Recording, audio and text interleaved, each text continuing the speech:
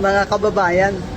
Sa Senate Blue Ribbon Committee, tinanong ni Senator Rodante Marcoleta si Prosecutor General Fadulion kung totoo ba na si Diskaya ay ni-require agad o hininga na DOJ na magrestitusyon o magsoli ng pera.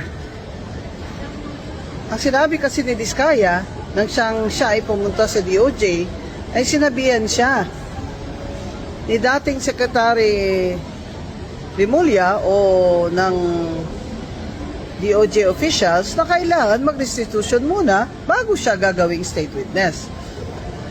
Kasi itong sina Undersecretary Bernardo na napakataas ng ranggo, isang buhok na lang pagitan nila ni Bunuan ay ginawa pang state witness. Diyan sa kaso ng mga flood control, kasama na diyan si dating senador na Bong Revilla. State witness si Undersecretary Bernardo, ha? Believe ka naman kung sino.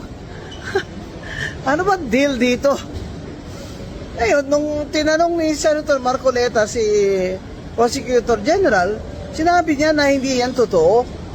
Kasi, tinatanong lang sila kung magre-restitution sila bago sila ma-process.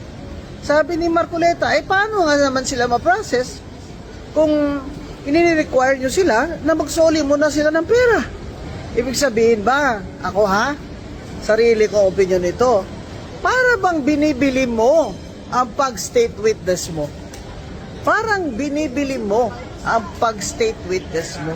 Na bago ka maka-state witness, ay kailangan magsoli ka muna o magbigay ka ng certain na halaga. Hindi sinabi kung saang halaga o magkano ang halaga. Pero tingnan nyo si Undersecretary Bernardo, ang sabi niya, mag-restitution siya o soli ng 1 billion. Kaya pakinggan nyo yung mga tanong ni Senator Marcoleta dyan sa Senate Blue Ribbon Committee.